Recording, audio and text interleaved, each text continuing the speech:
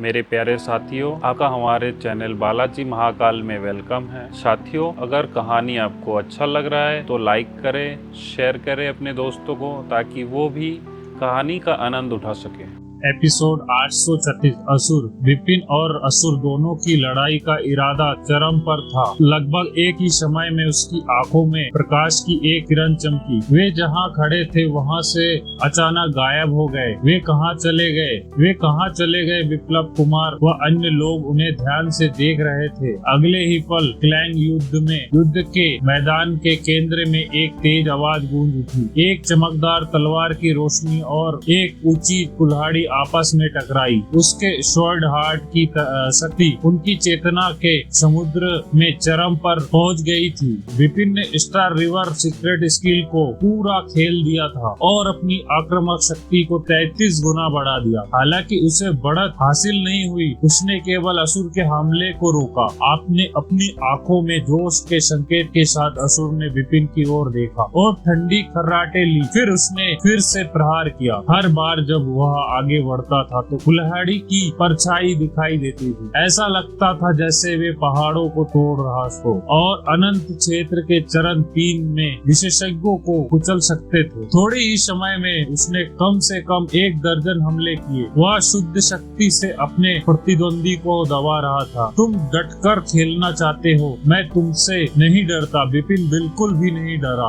असुर का x heart Vipin के स्वॉर्ड हार्ट से एक स्तर ऊपर लेवल 4 पर पहुंच गया था। हालांकि स्टार रिवर गुप्त कौशल का प्रदर्शन करके विपिन ने अपनी आक्रामक शक्ति को 33 गुना बढ़ा दिया। आपने गुप्त कौशल पर भरोसा करते हुए असुर केवल 10 गुना ही बढ़ा सका। इसके अलावा स्वर्गीय निर्माण कौशल के कारण वह सामान्य विशेषज्ञों की तुलना में अधिक शक्तिशाली था। ताकत की लड़ाई वह डरता नहीं था। विपिन ने अपनी लंबी तलवार से कुल्हाड़ी की परछाई से सामना किया। यह शुद्ध सत्ता का भीषण युद्ध था। एक के बाद एक दर्जनों तेज आवाजों थी, जिसका मतलब था कि दोनों ने थोड़े ही समय में दर्जनों हरकतें की थी और हर आवाज के साथ एक विस्फोट की लहर आसपास की ओर बह गई थी। मैं सही कह रहा हूँ, अपनी शक्ति मेरी तुलना में कमजोर नहीं है, क्योंकि यह मामला है। मेरी 3 सबसे मजबूत चालें ले लो। असुर दहाड़ने लगा। उसकी मांसपेशियां उभर गई और उसका दाहिना हाथ आकार में बदल कर बड़ा हो गया। उसने अपनी कुल्हाड़ी पकड़ रखी थी। आपकी 3 सबसे मजबूत चालें। विपिन गंभीर लग रहा था। वह जानता था कि असुर अपनी सर्वश्रेष्ठ चालें प्रदर्शित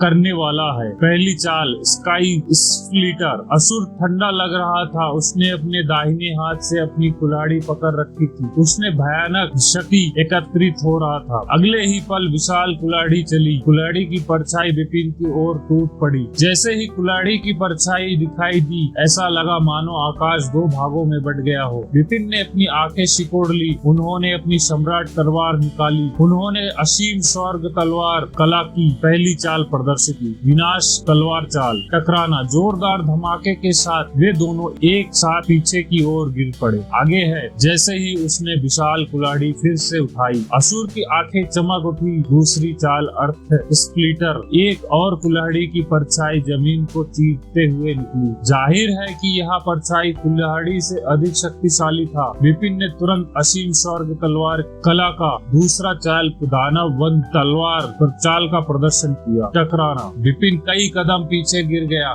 लेकिन असुर को सीधे पीछे फेंक दिया गया। अपना संतुलन वापस पाने के बाद असुर की आंखों में युद्ध का इरादा मजबूत हो गया। हाँ, मुझे उम्मीद नहीं था कि मेरी दूसरी चाल के बाद भी मैं नुकसान में रहूंगा। इसके लिए आपको मेरी ताकत तीसरी चाल लेनी होगी। इस बार असुर ने दोनों हाथ से अपनी कुल्हाड़ी उठाई। उसमें से भी अधिक शक्तिशाली एकत्रित हो गई। उसने हमला कर दिया। यह एक ऐसा हमला था जिससे ऐसा लग रहा था कि यह दुनिया को नष्ट कर सकता है। विपिन बेहद सावधान थे, क्योंकि उन्होंने असीम स्वर्ग तलवार कला की सबसे मजबूत चाल का प्रदर्शन किया, जिसमें उन्हें महारत हासिल थी। तीसरी चाल रेड सेट तलवार चाल। यहाँ फिर से शुद्ध शक्ति की लड़ाई बन गई। एक गगनभेदी ध्वनि के साथ शून्य पूरी तरह से फूटा हुआ प्रतीक। इस बार विपिन को टूटते सितारे की तरह पीछे फेंक दिया गया, यहाँ तक कि उसके मुंह के कोनों पर भी खून का निशान बन गया। जहाँ तक असुर की बात है, वो वहाँ लुढ़कते हुए वापस गिर गया और उसे अपना संतुलन वापस पाने के लिए काफी प्रयास करना पड़ा। उसका चेहरा बेहद पीला पड़ गया था। यह रक्त पर्वत असुरों से युद्ध कर सकता है? क्या वह सचमुच इतना मजबूत है? पिछले चयन में वह उतना प्रभावशाली नहीं था। दर्शक स्तब्ध रह गए। रंगरूटों के चेहरे पर अविश्वास के भाव थे। तीनों बूढ़े सैनिक, विशेषकर कैप्टन जो पहले विपिन से लड़े थे, सदमे में थे। यह स्पष्ट कि विपिन और असुर दोनों उसकी कल्पना से परे शक्तिशाली थे। असुर द्वारा अपनी 3 सबसे मजबूत चालें दिखाने के बाद भी लड़ाई बराबरी पर थी। उन्हें लड़ाई जारी रखने की कोई आवश्यकता नहीं थी। ब्लड माउंटेन असुर ने विपिन को मादी निगाहों से देखा। आप वास्तव में मजबूत है। मैं भाग्यशाली हूँ कि ब्लड ईगल गार्ड में शामिल होने से पहले मैं आपसे लड़ने में सक्षम हूँ। ब्लड ईगल गार्ड, इन शब्दों ने विपिन की दिलचस्पी जगा दी। क्या आप कह रहे हैं कि आप ब्लड ईगल गार्ड में शामिल होने जा रहे हैं? हाँ, असुर ने सिर हिलाया। मैंने ब्लड ईगल गार्ड में शामिल होने के लिए रॉयल गार्ड के चयन में भाग लिया था। यहाँ मजबूत लोगों के लिए एक जगह है, जबकि ड्रैगन गार्ड यहाँ कमजोरों के लिए एक जगह है। विपिन ने पूछा कि आप ब्लड ईगल गार्ड में शामिल हो सकते हैं या नहीं। यह आप पर निर्भर नहीं है। बेशक, लेकिन मैंने चुनौती देने वालों के लिए स्थापित ब्लड ईगल गार्ड मिलिट्री पगोड़ों को तोड़ दिया है और मेरी पहचान को लेकर कोई समस्या नहीं है। इसलिए मैं यह निश्चित है कि मैं असुरों में शामिल हो सकता हूँ। मुझे विश्वास था। वो विपिन को अच्छे से समझ आने लगा। असुर की बातों से पता चला कि उसे ब्लड ईगल गार्ड का अच्छा ज्ञान है। वह जानता है कि ब्लड ईगल गार्ड में कैसे शामिल होना है और उसे खुद पर पूरा भरोसा है। ब्लड माउंटेन, तुम मुझसे कमजोर नहीं हो। मैं ब्लड ईगल गार्ड द्वारा निर्धारित परीक्षा पास कर सकता हूँ, तो क्या तुम कोशिश नहीं करने जा रहे हो? असुर ने उससे पूछा। क्या उसने जिस परीक्षा का उल्लेख किया वह सैन्य पगोड़ा का संदर्भ देता है? विपिन ने एक प्रश्न के साथ उत्तर दिया। हाँ, असुर ने सिर हिलाया। सैन्य पगोड़ा में कुल 11 मंजिलें हैं। यहाँ आप पहली 9 मंजिलों से गुजरते हैं तो आप ब्लड ईगल गार्ड में शामिल होने की आवश्यकता को पूरा करेंगे। यदि आप इसे आजमाना चाहते हैं तो आपको वहाँ ले जा सकता हूँ। विपिन ने भौहें ऊपर उठाई। ब्लैक ईगल गार्ड अभिजीत वर्ग का, कुलीन वर्ग का, और जैसे कि असुर ने कहा कि यह तलवार लोगों के लिए एक जगह थी, ड्रैगन गार्ड कमजोरों के लिए था। ब्लड ईगल गार्ड में शामिल होने के लिए इच्छुक था। अध्याय 837 सैन्य शिवालय को तोड़ना। मैं ब्लड ईगल गार्ड में शामिल होने के हर अवसर का लाभ उठाऊंगा।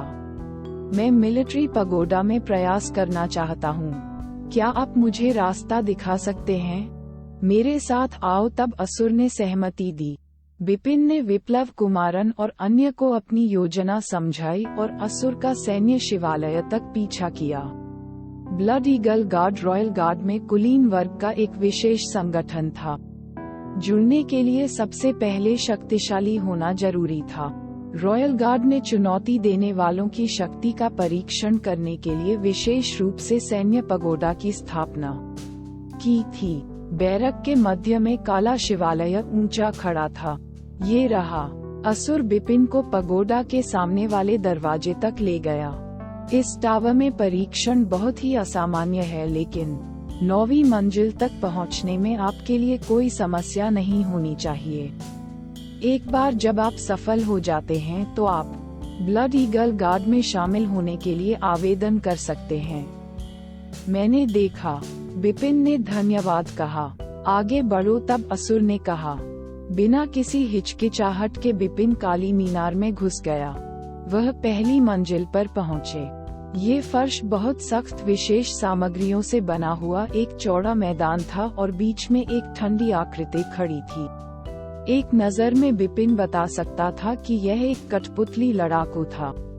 जैसे ही विपिन कठपुतली फाइटर के अंदर गया, उसने तुरंत अपनी आंखें खोली और बोलना शुरू कर दिया। चैलेंजर, तुम्हें केवल आधे घंटे तक मेरे हमलों के नीचे टिके रहना होगा। उसके बाद ही तुम अगली मंजिल में प्रवेश कर सकते हो। आधे घंटे तक विपिन ने दोहराया। चलो शुरू करें। बिना कुछ कहे कठपुतली सेनानी ने अपनी चाल चली। वूश! कठपुतली सेनानी ने एक कदम में 60 मीटर की दूरी पार कर ली और साथ ही साथ अपनी कृपाण भी नष्ट कर दी। ब्लेड की रोशनी सीधे विपिन के पास गई। हुआ। विपिन की शक्ल कुछ अजीब थी। वह बता सकता था कि कठपुतली लड़ाकू तीसरे चरण में था, लेकिन शक्तिशाली नहीं था। वह उसे सीधे हरा सकता था। उसके हमलों के तहत आधे घंटे तक टिके रहना तो दूर की बात थी। विपिन ने मन ही मन सोचा कि इस मिलिट्री पैगोडा की पहली मंजिल से गुजरना मुश्किल नहीं है। उन्होंने कठपुतली सेनानी को परास्त किए बिना लापरवाही से अपना बचाव किया। जब आधा घंटा बीत गया तो पपेट फाइटर ने तुरंत हमला करना बंद कर दिया और विपिन को दूसरी मंजिल पर जाने दिया। सीढ़ियों से चलते हुए विपिन टावर की दूसरी मंजिल पर आ गया। पहली मंजिल की तरह ही दूसरी मंजिल भी एक बड़ा मैदान था और उसके प्रतिद्वंद्वी पहली मंजिल पर पपेट फाइटर के समान स्तर पर थे। फर्क सिर्फ इतना था कि वहां 2 पपेट फाइटर्स उसका इंतजार कर रहे थे। तीसरी मंजिल पर भी वैसा ही था, केवल 4 पपेट फाइटर्स थे। चौथी मंजिल पर 8 कठपुतली सेनानी थे और इसी तरह। विपिन इतना शक्तिशाली था कि भले ही वह एक प्राचीन देवता में परिवर्तित नहीं हुआ था, फिर भी उसने कठपुतली सेनानियों पर विजय प्राप्त की। भले ही मंजिल कितनी भी ऊंची हो या कितने भी कठपुतली सेनानियों का उसे सामना करना पड़ा। कुछ ही देर में वह टावर की 9वीं मंजिल पर पहुंच गया। उस मंजिल पर कठपुतली सेनानी चरण 3 में भी थे और उनकी कुल संख्या 256 थी। कठपुतली सेनानियों ने विपिन पर हमला करने के लिए हाथ मिलाया। उन्होंने एक साथ अच्छी तरह से काम किया। सामान्य चरण 4 शाश्वत क्षेत्र के विशेषज्ञ मुश्किल से आधे घंटे तक टिके रह सके। हालांकि विपिन असाधारण रूप से शक्तिशाली थे और संयुक्त हमलों से निपटने में अच्छे थे। जब वह प्राचीन देव कबीले में थे तो उन्होंने संयुक्त हमलों के खिलाफ लड़ने में बहुत अनुभव प्राप्त किया था। 256 पपेट फाइटर्स के साथ लड़ते हुए विपिन सहज दिख रहे थे। जल्द ही आधा घंटा बीत गया। वह 9वीं मंजिल से गुजरे। 10वीं मंजिल पर उनका सामना 512 कठपुतली सेनानियों से हुआ। भारी संख्या में विपिन पहले की तरह इत्मीनान से नहीं लड़ सके। उन्हें कठपुतली सेनानियों द्वारा दबा दिया गया और आधे घंटे तक संघर्ष करना पड़ा। अंततः वह 10वीं मंजिल से गुजरा। जहां तक 11वीं मंजिल की बात है, चूंकि विपिन का इरादा प्राचीन देवता बनने का नहीं था, इसलिए उसके लिए इसे पार करना असंभव था। कुछ ही क्षणों में वह पराजित हो गया और उसकी चुनौती समाप्त हो गई। वह टावर से बाहर चला गया। असुर ने तुरंत उससे पूछा कि यह कैसे हुआ। बुरा नहीं है, मैं 10वीं मंजिल तक पहुंच गया, विपिन ने मुस्कुराते हुए उत्तर दिया। 10वीं मंजिल पर असुर को क्या आश्चर्य हुआ। उसने आश्चर्य से विपिन की ओर देखा। वह केवल 9वीं मंजिल तक ही पहुंच पाया था और कुछ देर संघर्ष करने के बाद 10वीं मंजिल पार करने में असफल रहा। उसे आश्चर्य हुआ कि विपिन उसके बराबर ही था, लेकिन टावर में उससे भी आगे निकल गया था। असुर, मैंने 10वीं मंजिल पार कर ली है और ब्लड ईगल गार्ड में शामिल होने के लिए आवश्यकताओं को पूरा कर लिया है। विपिन ने पूछा कि मुझे आगे क्या करना चाहिए। जल्द ही ब्लड ईगल गार्ड को पता चल जाएगा कि आप 10वीं मंजिल तोड़ चुके हैं। कोई आपको ढूंढने आएगा और पूछेगा कि क्या आप ब्लड ईगल गार्ड में शामिल होना चाहते हैं। यदि आप हाँ कहते हैं तो वे आपसे कुछ प्रश्न पूछेंगे और आप उन्हें अपनी बुनियादी जानकारी देंगे। इसकी जांच और पुष्टि करने के बाद वे आपको असुरा में शामिल होने देंगे। क्या यह इतना सरल है? विपिन ने कड़ी भरिकुटी बना ली। विप्लव कुमार से उन्होंने जो पहले सुना था उसके अनुसार ब्लड ईगल गार्ड के मानक बहुत ऊंचे थे। हालांकि अब ऐसा लग रहा था कि यह उतना अधिक नहीं था। बेशक यह इतना आसान नहीं है। असुर ने ब्लड ईगल गार्ड में शामिल होने के लिए सबसे पहले आपको शक्तिशाली होना होगा। आमतौर पर आपको चरण 4 तक पहुंचना होगा। दूसरी आवश्यकता आपकी पहचान के संबंध में है।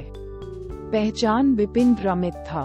ब्लड ईगल गार्ड एक बहुत ही विशेष संगठन है। वे शाही परिवारों के लिए मिशन चलाते हैं और कई मिशन उन परिवारों के बीच आंतरिक संघर्षों के बारे में होते हैं, इसलिए उन्हें गुप्त रूप से कार्य करना पड़ता है। स्वाभाविक रूप से उनके पास अपने सदस्यों की पहचान के संबंध में कुछ विशेष आवश्यकताएं होती हैं। असुर ने तुरंत समझाना शुरू कर दिया। अध्याय 838 जांच। जो कोई भी पूर्व के तांग के खिलाफ रहा है या शाही परिवारों के साथ संघर्ष में है, जैसे कि अन्य 3 देशों के विशेषज्ञों को पहले बाहर रखा जाएगा। जो लोग कुलों से आते हैं या जिनका कुलों के साथ घनिष्ठ संबंध है, उन्हें आगे बाहर रखा जाएगा। और अंत में जिनकी पहचान अज्ञात रहेगी और उन्हें ट्रैक नहीं किया जा सकेगा, उन्हें भी बाहर कर दिया जाएगा। उपरोक्त में से कोई भी ब्लड ईगल गार्ड में शामिल नहीं हो सकता। इतना कहकर असुर चुप हो गया और उसने बिपिन की ओर देखा। बिपिन ने भी चुपचाप विचार किया। वह समझ गया कि ब्लड ईगल गार्ड शाही परिवारों के गुप्त मामलों से निपटता है और कबीले उनके निशाने पर हो सकते हैं। परिणामस्वरूप कुलों में से कोई भी शामिल नहीं हो सका। अन्य देशों के विशेषज्ञों के लिए भी यही बात थी। जहां तक अंतिम प्रकार के अज्ञात लोगों की बात है, बिपिन बहिष्कृत लोगों के इस समूह से संबंधित था। ब्लड माउंटेन एक उपनाम था। यदि उन्होंने वास्तव में इसकी जांच की तो उन्हें पता चला कि यह व्यक्ति अस्तित्व में ही नहीं था। कहने का मतलब ये है कि अगर मैं ब्लड ईगल गार्ड में शामिल होना चाहता हूँ तो मुझे उन्हें अपना असली नाम बताना होगा। बिपिन की भौहें थोड़ी सिकुड़ गईं। ब्लड माउंटेन, आप चिंतित दिख रहे थे। क्या आप उन 3 प्रकार के लोगों में से एक हैं जिन्हें असुर ने बिपिन की चिंता को देखा था? आपको सच बताऊं तो बिपिन ने जवाब दिया कि मैं न तो कुलों से हूं और न ही 3 बड़े देशों से हूं, लेकिन मुझे पूर्व के तांग में एक बड़ी ताकत के खिलाफ शिकायत है, इसलिए मैं दूसरों को अपना असली नाम नहीं बता सकता या इससे परेशानी हो सकती है। ठीक है, असुर ने बिपिन को मुस्कुराते हुए देखा। इसके बारे में चिंता मत करो। जब तक आपने जो किया है वह शाही परिवारों को खतरे में नहीं डालेगा। ब्लड ईगल गार्ड को इसकी परवाह नहीं होगी। इसके अलावा वे आपके रहस्य को दूसरों से छिपा कर रखेंगे। सचमुच बिपिन की भौहें तन गईं। मुझे इस पर यकीन है क्योंकि पूर्व के तांग में भी एक बड़े कबीले के खिलाफ मेरा झगड़ा है। लेकिन जब तक मैं शाही परिवार को खतरे में नहीं डालूंगा, ब्लड ईगल गार्ड मुझे वैसे ही स्वीकार करेगा। वे निश्चित रूप से रहस्य रखेंगे। मैं और इसे कभी भी बाहर नहीं जाने दूंगा। यह एक ऐसा नियम है जो इसके निर्माण के बाद से ही जारी है। यह नियम लोहे की तरह अटल है और इसे कोई नहीं बदल सकता। यहाँ तक कि महामहिम असुर भी मुस्कुराए नहीं। अगर ऐसा है तो मुझे अब चिंता करने की जरूरत नहीं है। बिपिन को राहत मिली। वह चिंतित था कि अगर उसने ब्लड ईगल गार्ड को अपना असली नाम बताया तो जिया कबीले को पता चल जाएगा और वह बदला लेने आएगा। अब ऐसा लग रहा था कि उसकी चिंता अनावश्यक थी। जैसा कि असुर ने कहा था, बिपिन के मिलिट्री पैगोडा की 10वीं मंजिल से गुजरने के कुछ देर बाद ही एक लाल रंग का वस्त्रधारी बुजुर्ग उसे ढूंढने आया। बुजुर्ग के पास ब्लड ईगल गार्ड का एक टोकन था जिससे उसकी पहचान की पुष्टि हुई। ब्लड माउंटेन, मुझे अभी पता चला कि आप मिलिट्री पैगोडा की 10वीं मंजिल से होकर गुजरे हैं, इसलिए मैं आपसे ये पूछने आया हूँ कि क्या आप ब्लड ईगल गार्ड में शामिल होने के इच्छुक हैं? बुजुर्ग ने उदासीनता से पूछा। निसंदेह, बिपिन ने सिर हिलाया। इस टोकन में अपना नाम, पृष्ठभूमि और अनुभव दर्ज करें और मैं इसे जांच के लिए कमांडर के पास वापस लाऊंगा। यदि आप जांच में सफल हो जाते हैं तो मैं आपको व्यक्तिगत रूप से ब्लड ईगल गार्ड के शिविर में ले जाने के लिए आऊंगा। बुजुर्ग ने उसे एक टोकन दिया। बिपिन ने वही किया जो उससे कहा गया था। इससे पहले कि वह बुजुर्ग को टोकन वापस देता, टोकन पर एक प्रतिबंध दिखाई दिया जिससे उसकी जानकारी लॉक हो गई। ब्लड ईगल गार्ड वास्तव में रहस्यों की रक्षा करने में अच्छा काम करता है। विपिन ने गुप्त रूप से सिर हिलाया और अधिक आश्वस्त महसूस किया। कृपया अपने शिविर में प्रतीक्षा करें, आपको कुछ दिनों में हमारा उत्तर मिल जाएगा। इतना कहने के बाद बुजुर्ग टोकन लेकर चले गए। अगले कुछ दिनों तक विपिन अपने शिविर में ही प्रतीक्षा करता रहा। इस बीच बुजुर्ग ने विपिन और असुर के बारे में जानकारी सर्वोच्च कमांडर को सौंप दी। ड्रैगन गार्ड में कई कमांडर थे और वे सभी अनंत क्षेत्र के शीर्ष छठे चरण के विशेषज्ञ थे। हालांकि ब्लड ईगल गार्ड में केवल एक ही कमांडर था और वह एक दाव मास्टर था। दाव मास्टर का अंतिम नाम हरीश था, इसलिए पूर्व के तांग में विशेषज्ञ उन्हें कमांडर हरीश या मास्टर हरीश कहकर संबोधित करते थे। ब्लड ईगल गार्ड शाही परिवारों का सबसे तेज हथियार था और इसके 1000 सदस्यों में से प्रत्येक एक दुर्लभ प्रतिभा था। सबसे महत्वपूर्ण बात यह है कि ब्लड ईगल गार्ड में शामिल होने के लिए किसी की जानकारी की समीक्षा पहले इस कमांडर द्वारा की जानी थी। विपिन और असुर कमांडर हरीश से आवेदन प्राप्त करने के बाद कुछ लोगों ने व्यक्तिगत रूप से उन दोनों की पृष्ठभूमि का पता लगाया। इसमें केवल एक दिन लगा। एक लाल रंग के महल में लाल लबादा पहने एक सुंदर और उदासीन 2 मीटर लंबा आदमी उन 2 रिपोर्टों को ध्यान से पढ़ रहा था जो उसे अभी मिली थी। पहली रिपोर्ट असुर के बारे में थी। यह पता चला कि असुर दुष्ट बेई कबीले का उत्तरजीवी है। डोंग्यान कबीला जिस व्यक्ति की तलाश कर रहा है। डोंग्यान कबीले की पूर्व के तांग में गहरी पृष्ठभूमि है। जब उन्होंने इस देश से बेई कबीले का सफाया किया तो वे बहुत अच्छी तरह से तैयार थे। हालांकि असुर फिर भी किसी तरह उनके हाथों से बच गए। पिछले कुछ वर्षों में डोंग्यान कबीले ने उसे मारने की बहुत कोशिश की है, लेकिन इसके विपरीत वह कठिनाइयों के माध्यम से मजबूत हो गया है। वह अब चरण 4 विशेषज्ञ बन गया है और ब्लड ईगल गार्ड में शामिल होने के लिए आवेदन किया है। रिपोर्ट पढ़ते ही कमांडर हरीश ने गुप्त आह भरी। एक क्षण बाद वह विपिन के बारे में जानकारी पढ़ने के लिए मुड़ा। विपिन ने जैसे ही रिपोर्ट पढ़ना शुरू किया तो वह अपनी आंखें चौड़ी किए बिना नहीं रह सके। ये लड़का और भी अधिक आश्चर्यजनक है। यह वह लड़का है जिसे घातक जिया कबीला तलाश रहा है। सरसिस द्वीप के रक्त युद्ध क्षेत्र में उसने यदुराज को 3 वार से घायल कर दिया। फिर जब वह अकेले वापस जा रहा था तो यदुराज ने 2 रक्षकों के साथ अनंत क्षेत्र के छठे चरण में समुद्र के रास्ते में उसका पीछा किया। वहां उनके बीच गुप्त लड़ाई हुई। दूसरों को केवल इतना पता था कि यदुराज और उसके 2 रक्षक मारे गए थे। अध्याय 839 रक्त ईगल कवच। वे सभी मारे गए। जिया कबीले के दूसरे स्वामी का रुतबा ऊंचा था, इसलिए उनके पास कुछ विशेष जीवन रक्षक युक्तियां होनी चाहिए थी। लेकिन ये कहा गया है कि यदुराज ने अपनी जीवन रक्षक वस्तु का उपयोग किया था, लेकिन फिर भी विपिन द्वारा मार दिया गया था। जैसे ही कमांडर हरीश ने सूचना पढ़ी, वह आहें भरने के अलावा कुछ नहीं कर सका। जिया कबीले को पूर्व के तांग में एक महान व्यक्ति माना जाता था। यहाँ तक कि पूर्व का इंपीरियल हाउस ऑफ टैंग भी इससे आश्चर्यचकित था। विपिन ने यदुराज को मार डाला था। यह जिया कबीले को भड़काने के लिए काफी भयानक था। हालांकि ब्लड माउंटेन और असुर दोनों की उत्पत्ति स्पष्ट है। हालांकि उन्हें जिया और डोंग्यान कुलों के प्रति बहुत बड़ी शिकायत है।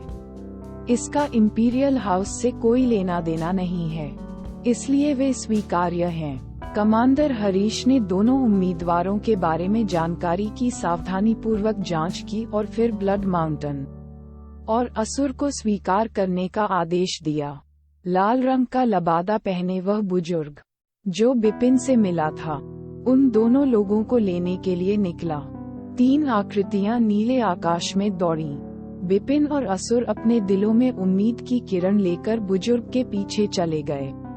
उन्होंने ब्लड ईगल गार्ड के बारे में तो जान लिया था, लेकिन वास्तव में वे पहले कभी वहां नहीं गए थे। लाल रंग का वस्त्रधारी बुजुर्ग उन्हें एक प्राचीन जंगल में ले गया। अंततः एक बड़ा सैन्य शिविर देखने से पहले उन्होंने कई प्रतिबंधों को पार किया। ये ब्लड ईगल गार्ड का गुप्त ठिकाना था। तंबुओं के स्थान पर उन्होंने अनेक ऊंचे ऊंचे आवास और आंगन बनाए थे। ब्लड ईगल गार्ड की मांद में प्रत्येक ब्लड ईगल गार्ड की अपनी हवेली या आंगन था। लाल रंग का वस्त्रधारी बुजुर्ग बिपिन और असुर के साथ जमीन पर उतरा।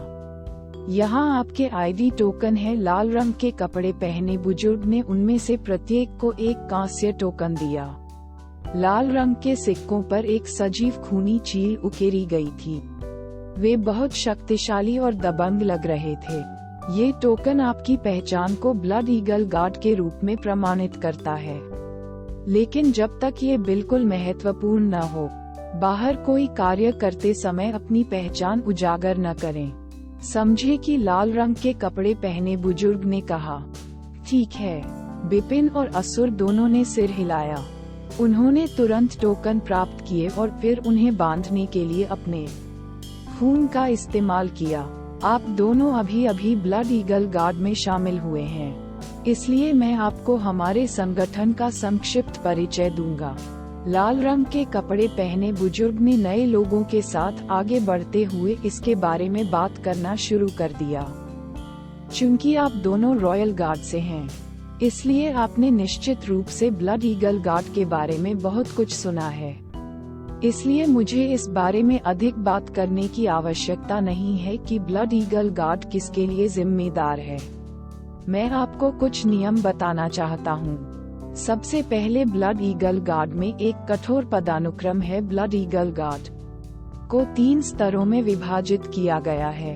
1 पंजे वाले, 2 पंजे वाले और 3 पंजे वाले। अधिक पंजे का मतलब उच्च स्तर है, इसलिए 3 पंजे वाले ब्लड ईगल गार्ड हमारे गार्डों में सर्वोच्च स्थान पर हैं। 1 पंजे से 3 पंजे तक बिपिन आश्चर्यचकित था।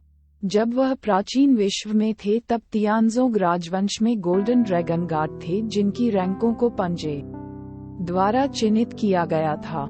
हालांकि ब्लड ईगल गार्ड्स और गोल्डन ड्रैगन गार्ड्स पूरी तरह से अलग थे। लाल रंग के कपड़े पहने बुजुर्ग ने आगे कहा, आप अभी शामिल हुए हैं और अभी तक कोई कार्य स्वीकार नहीं किया है, इसलिए ये स्वाभाविक है कि आप दोनों 1 पंजे वाले रक्त ईगल गार्ड हैं। भविष्य में एक बार जब आप पर्याप्त कार्य स्वीकार कर लेंगे और शानदार युद्ध उपलब्धियां प्राप्त कर लेंगे तो आप 2 पंजे वाले रक्त ईगल गार्ड में पदोन्नत किया जाए। इसके अलावा blood eagle guard royal guard का है, लेकिन हमारा उपचार ड्रैगन गार्ड से बिल्कुल अलग है। Blood eagle guard imperial house के लिए एक तुरुप का पत्ता है, इसलिए हम सामान्य ड्रैगन गार्ड से अधिक महत्वपूर्ण हैं। प्रत्येक blood eagle guard imperial house से सर्वोत्तम प्रशिक्षण प्राप्त कर सकता है। विशेषाधिकारों के अलावा आप इसमें शामिल होने के बाद 3 प्रकार के विशेष उपचार का आनंद ले सकते हैं। ब्लड ईगल गार्ड बिपिन ने आशा के संकेत से 3 प्रकार के विशेष उपचार के बारे में सोचा। पहला रक्त ईगल कवच है। लाल रंग के वस्त्र पहने बुजुर्ग ने अपना हाथ लहराते हुए कहा। रक्त ईगल पैटर्न के साथ कढ़ाई वाले कवच के 2 लाल रंग के सूट उनके सामने दिखाई दिए। कवच बिपिन ने भौहें सिकोड़ ली। कवच का एक सूट शानदार उपचार माना जाता है। पहले आप इसे अपने से बांध लें और फिर इसे पहन लें। लाल रंग का लबादा पहने बुजुर्ग ने ज्यादा कुछ नहीं बताया। बिपिन और असुर ने बिना किसी हिचकिचाहट के उसके आदेश का पालन किया। इसे अपने पास बांधने के बाद बिपिन को तुरंत इसकी खासियत का एहसास हुआ। ये है। बिपिन ने अपना ब्लड ईगल कवच पहना और स्पष्ट रूप से महसूस किया कि इस कवच में रॉयल गार्ड में प्राप्त गोल्ड ड्रैगन कवच की तुलना में अविश्वसनीय रक्षात्मक क्षमता थी। ये कवच न केवल रक्षा के लिए उपयोगी था, बल्कि इसने आक्रामक शक्ति में भी सुधार किया था। ये सोचकर बिपिन ने अपनी दाहिनी मुट्ठी भींच ली। कवच से एक विस्फोटक शक्ति का संचार हुआ। जाहिर है उसकी ताकत में सुधार हुआ था। ये कैसे संभव है? बिपिन ने सदमे में सोचा कि कवच वास्तव में आक्रामक शक्ति को बढ़ा सकता है। यह कोई आश्चर्य की बात नहीं थी कि कवच में रक्षात्मक क्षमताएं थीं। अत्यधिक उच्च स्तरीय कवच में स्वर्ग विरोधी रक्षात्मक शक्ति हो सकती है। हालांकि बिपिन ने कभी नहीं सुना था कि कवच आक्रामक शक्ति बढ़ाने में मदद कर सकता है। ऐसा लगता है कि आप दोनों इसे महसूस कर रहे हैं। लाल रंग का वस्त्रधारी बुजुर्ग उनके सदमे को देखकर मुस्कुराया। ब्लड ईगल आर्मर को 3 प्रकार के विशेष उपचारों में से एक माना जाता है, क्योंकि इसमें न केवल शक्तिशाली रक्षा क्षमता होती है बल्कि यह अपने मालिक की आक्रामक शक्ति को बढ़ाने में भी मदद करता है। केवल पूर्व के इंपीरियल हाउस ऑफ टाइम के पास ब्लड ईगल कवच हैं। कवच के प्रत्येक टुकड़े को एक बड़ी कीमत पर एक विशेष प्रतिबंध के साथ प्रत्यारोपित किया जाता है। जब आप कोई हमला शुरू करते हैं तो आपकी आक्रामक शक्ति को बेहतर बनाने के लिए अंदर का प्रतिबंध सक्रिय हो जाएगा।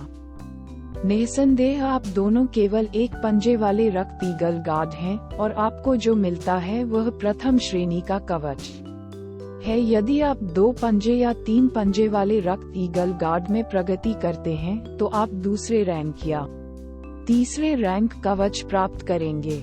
आक्रामक शक्ति और भी अधिक होगी।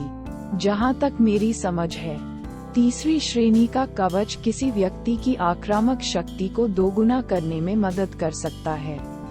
अध्याय 840 यिन यांग मिरर। दोहरा। बिपिन और असुर आश्चर्यचकित थे। उन्हें नहीं पता था कि तीसरी श्रेणी का कवच कितना मजबूत है, लेकिन पहली श्रेणी का कवच पहनने से अब उन्हें लगा कि उनकी ताकत में काफी सुधार हुआ है। लाल रंग के कपड़े पहने बुजुर्ग ने कहा कि केवल ब्लड ईगल गार्ड्स के पास ही ब्लड ईगल कवच है। ब्लड ईगल कवच के एक टुकड़े पर विशेष प्रतिबंध केवल एक व्यक्ति को इसे बांधने की अनुमति देता है। कहने का तात्पर्य यह है कि अगर कोई बाहरी व्यक्ति ब्लड ईगल गार्ड को मार भी देता है और उसके ब्लड ईगल कवच को हासिल कर लेता है, तो वे इसे फिर से बांधने में असमर्थ होंगे। यह उनके लिए बेकार है। ओह, बिपिन और असुर ने अपनी आंखों में आश्चर्य की चमक के साथ एक दूसरे को देखा। खैर, अब मैं तुम्हें ब्लड ईगल गार्ड के खजाने की तिजोरी में ले जाऊंगा, जो कि दूसरे प्रकार का विशेष उपचार है, बुजुर्ग ने कहा। थोड़ी देर बाद वे एक मंडप के सामने पहुंचे। मंडप सामान्य लग रहा था, लेकिन उस पर कड़ी सुरक्षा थी। खजाने की तिजोरी में अनगिनत खजाने हैं। रॉयल गार्ड के पास एक खजाना तिजोरी भी है, लेकिन इसकी तुलना हमारे साथ नहीं की जा सकती। ट्रेजर वॉल्ट में कई खजाने इंपीरियल हाउस के संग्रह से संबंधित हैं। जहां तक खजाने की गुणवत्ता की बात है, तो शाश्वत दुनिया में कुछ ही इस ट्रेजर वॉल्ट से मेल खा सकते हैं। एक बार देख लें, बुजुर्ग ने कहा। बिपिन और असुर ने बिना किसी हिचकिचाहट के मंडप में कदम रखा। हालांकि पहली नजर में बिपिन को कोई खजाना नजर नहीं आया। उसे तो सिर्फ अंधेरा नजर आया। जब वह इसके बारे में सोच रहा था तो अचानक एक अजीब आवाज गूंजी। ब्लड माउंटेन में खजाने की तिजोरी की आत्मा हूँ। यहाँ अनगिनत खजाने हैं। आप मुझे बता सकते हैं कि आपको क्या चाहिए और मैं आपको उन खजानों की एक सूची दूंगा जो आपकी आवश्यकताओं को पूरा करते हैं। आवाज किसी बच्चे जैसी लग रही थी। आत्मा बिपिन को आश्चर्य हुआ। उसे उम्मीद नहीं थी कि खजाना तिजोरी स्वयं बुद्धिमत्ता वाला खजाना है। बिपिन ने पूछा कि मैं जानना चाहता हूँ कि हम दिव्य रत्नों के खजाने का भुगतान कैसे करते हैं। आप दिव्य रत्नों का उपयोग कर सकते हैं, लेकिन मूल्य बहुत अधिक होगा। सामान्य मामलों में ट्रेजर वॉल्ट में खजाने का व्यापार उन अंकों के लिए किया जाता है जिन्हें कार्यों को पूरा करके प्राप्त किया जा सकता है। आपने अभी अभी ब्लड ईगल गार्ड में प्रवेश किया है और अभी तक कोई भी कार्य स्वीकार नहीं किया है। आपके वर्तमान अंक स्तर 0 है। आप केवल दिव्य रत्नों के साथ भुगतान कर सकते हैं, ट्रेजर वॉल्ट की भावना ने उत्तर दिया। विपिन ने कंधे उचकाए और कहा कि मुझे एक खजाने या गुप्त कौशल की आवश्यकता है जो मेरी आभा को छिपाने में मेरी मदद कर सके, ताकि शक्तिशाली शाश्वत क्षेत्र विशेषज्ञ या दाव मास्टर्स भी मेरे वास्तविक दायरे को न देख सकें। विपिन केवल एक दैवीय क्षेत्र विशेषज्ञ था, लेकिन वह बहुत शक्तिशाली था। यदि उसकी ताकत बढ़ जाती तो वह अनंत क्षेत्र के चरण 6 में विशेषज्ञों को चुनौती देने के लिए पर्याप्त मजबूत था। इसके अलावा वह अभी भी अपनी सीमा तक पहुंचने से बहुत दूर था, इसलिए वह भविष्य में और मजबूत होगा। एक दिव्य क्षेत्र विशेषज्ञ के लिए ऐसी ताकत होना अविश्वसनीय था। यदुराज को शाश्वत विश्व में नंबर 1 दिव्य क्षेत्र विशेषज्ञ के रूप में जाना जाता था, लेकिन उनकी युद्ध शक्ति विपिन से बहुत कम 5वें चरण तक पहुंच पाई थी। शक्तिशाली होना अच्छी बात थी, फिर भी विपिन इतना ताकतवर था कि वह अनिवार्य रूप से दूसरों का ध्यान आकर्षित कर सकता था या दुष्ट लोगों के निशाने पर भी आ सकता था। इसलिए उसे एक ऐसे खजाने या गुप्त कौशल की आवश्यकता थी जो उसकी आभा को पूरी तरह से छिपा दे। 5 खजाने हैं जो आपकी आवश्यकताओं को पूरा करते हैं। यह विस्तृत जानकारी के साथ 5 खजानों की एक सूची है। खजाने की तिजोरी की आवाज की भावना उसके दिल में गूंजी, इससे पहले कि बहती हुई रोशनी की एक लकीर उसकी ओर दौड़े। खजाने की एक सूची उसके हाथ में दिखाई दी। विपिन ने तुरंत उसे पढ़ा।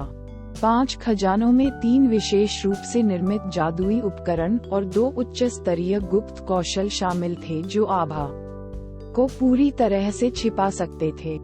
वाह, 5 खजाने वास्तव में उस आभा को छिपा सकते हैं जो विपिन ने अपनी आंखों में खुशी के संकेत के साथ सोचा था। ये गुप्त कौशल अच्छा है। 5 खजानों में इसकी कीमत सबसे कम है और इसे सीखना अपेक्षाकृत आसान है, लेकिन ये केवल एक साधारण दाव मास्टर को ही मूर्ख बना सकता है। अधिक शक्तिशाली विशेषज्ञ इसे समझ लेंगे। विपिन ने अपना सिर थोड़ा हिलाया और जानकारी पढ़ना शुरू कर दिया। दूसरा 1, इस खजाने का कार्य पहले वाले के समान ही है। विपिन ने पहले 3 खजानों की जानकारी की जांच की, लेकिन वह संतुष्ट नहीं हुए। जब उसने चौथा खजाना देखा तो उसकी आंखें चमक उठी। चौथे को यिन यांग मिरर कहा जाता था। यह अपने मालिक की आभा को उनकी आध्यात्मिक शक्ति आभा या रक्त रेखा आभा की तरह बदल सकता था। यह एक दिव्य क्षेत्र विशेषज्ञ को स्वयं को शाश्वत क्षेत्र विशेषज्ञ के रूप में छिपाने में मदद कर सकता है। यिन यांग मिरर की सहायता से एक शाश्वत क्षेत्र विशेषज्ञ खुद को एक दिव्य क्षेत्र विशेषज्ञ के रूप में पूरी तरह से छिपा सकता है। परिवर्तन के बाद एक शीर्ष दाव मास्टर भी इसे नहीं देख सकता था यदि उसने सावधानीपूर्वक जांच नहीं की। आभा का पूर्ण परिवर्तन विपिन प्रसन्न था। यिन यांग दर्पण न केवल उसके दायरे को छुपा सकता था बल्कि उसकी रक्त संबंधी आभा को भी छिपा सकता था। जब वह एक प्राचीन देवता में बदल गया तो उसे रक्तरेखा शक्ति को सक्रिय करना पड़ा। इसने एक सघन रक्तरेखा आभा उत्पन्न की जिसे अन्य लोग आसानी से पहचान सकें। यिन यांग मिरर के साथ उसकी प्राचीन गॉड ब्लड लाइन उजागर नहीं होगी। यहाँ तक कि एक श्रेष्ठ दाव मास्टर भी इसे देखने में असमर्थ है यदि वह ध्यान से नहीं देखता है। विपिन ने अपने हाथ पकड़ लिए। उसने आवश्यक बिंदुओं को देखा। 10,000 अंक। अधिक महंगा। विपिन ने ठंडी हवा का झोंका लिया। पहले 3 खजानों में से सबसे महंगे का मूल्य केवल 2,000 अंक था। हालांकि यिन यांग मिरर को 10,000 अंक की आवश्यकता थी। उसने पूछा कि 10,000 अंक मुझे कितने दिव्य रत्न देने होंगे? आप 1 अंक के लिए 10,000 दिव्य रत्नों का आदान प्रदान कर सकते हैं। 10,000 अंकों के लिए आपको 100 मिलियन दिव्य रत्नों की आवश्यकता है। ट्रेजर वॉल्ट स्पिरिट ने उत्तर दिया। 100 मिलियन। विपिन ने उसकी नाक को छुआ। 100 मिलियन दिव्य रत्न कोई छोटी रकम नहीं थी, लेकिन विपिन को स्पष्ट था कि यिन यांग मिरर उनके लिए बहुत महत्वपूर्ण था। 100 मिलियन दिव्य रत्नों के लिए गंभीरता से सिर हिलाने से पहले उन्होंने एक गहरी सांस ली। मैं यिन यांग दर्पण लूंगा।